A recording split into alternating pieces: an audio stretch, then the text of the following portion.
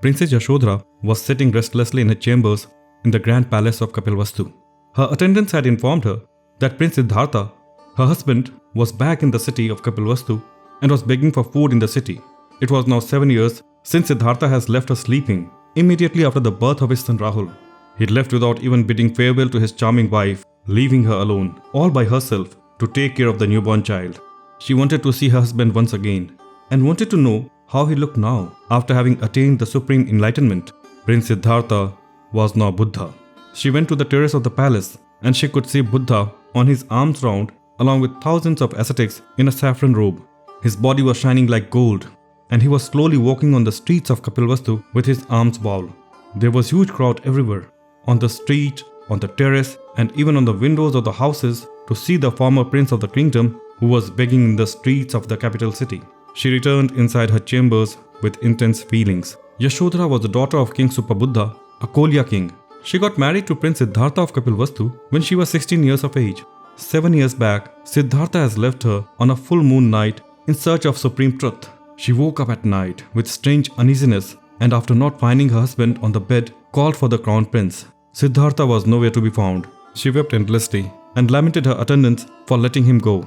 She was overcome with intense grief and started to cry in extreme pain. When King Suddhodana learned that the prince could not be found in the palace, he ordered all the gates of the city to be closed. He dispatched his finest horsemen in all directions to find and bring the prince, but all this exercise was in vain. Siddhartha had already crossed the river Anuma and has given his royal ornaments to his attendant Chandaka to take them to Kapilvastu. He was now a wandering ascetic on the way to Rajgrih.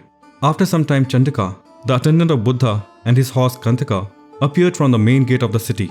Mahaprajapati, the queen, asked him about Siddhartha.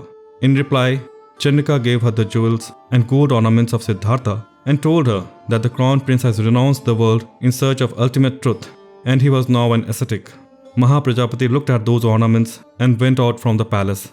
She kept on crying and reached the nearby pond. She looked at the royal ornaments for some time and then threw them into the water. After 7 years, Buddha was back in the city at the request of his father. He had already attained enlightenment and had a large following among the masses. In Kapilvastu, Buddha was staying at the Nigrodharma, a vihara gifted to him by his father King Suddhodana. The king invited Buddha along with his followers to his palace for the meal. All the women in the palace came to Buddha to pay their homage. Only Yashodhara was missing. She told Prajapati that if she is a woman of virtue, Buddha will himself come to see her. Buddha left his seat and started walking towards her apartment, along with 2 of his chief disciples, Sariputta and Moggallana. When he reached her apartment, he smiled at the sight. Yashodhara was standing in a saffron robe with her hair cut. She fell to his feet and started crying. She paid her homage to Buddha lovingly. Suddhodana, the king, shared with Buddha that the day he renounced the material world, Princess Yashodhara has also started living like her husband. She discarded her jewels and royal clothes. She put on the saffron robe and stopped using any kind of perfume. She also started eating just 1 meal every day like her husband and also got her bed removed from her room and stopped sleeping on the bed. She was earnestly following the life of her husband and did likewise. After the renunciation of the prince, several eligible Kshatriya princes sought her hand in marriage, but she rejected all such proposals. She remained ever faithful to her husband, closely watching the life and actions of ascetic husband. 7 days had passed since Buddha visited Yashodhara. Prince Rahul, her son, was standing in front of her, draped in royal clothes and ornaments. She took the little prince to the terrace of the palace. Buddha was on his daily alms round, along with his 2,000 followers. She pointed towards him and told her son that the ascetic was his father. She told him that his father was having the most valuable treasure in this world, which she herself had not yet seen. But being the son of Buddha, he had right over the heritage of his father, and she asked him to go and claim that heritage. Rahul went outside and started following Buddha. Buddha continued to beg in the streets, and Prince Rahul kept on following him. No one stopped him. The little prince was feeling blessed to stand in his shadow. Buddha smiled at him.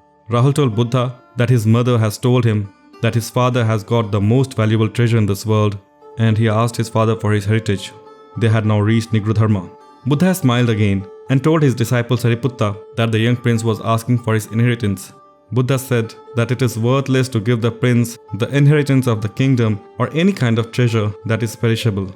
He must find the inheritance of the ultimate bliss, that is Dhamma. Buddha told Sariputta to ordain Prince Rahul into the Dhamma. Prince Rahul was hardly 7 years old when he was ordained and joined the Sangha. A stupa was erected at the spot where Prince Rahul was ordained. The stupa is situated within the complex of Nigrodharma. Later, Princess Yashodhara also entered the order of nuns along with Queen Prajapati after the death of King Suddhodana. She attained arhatship and died at the age of 78 years.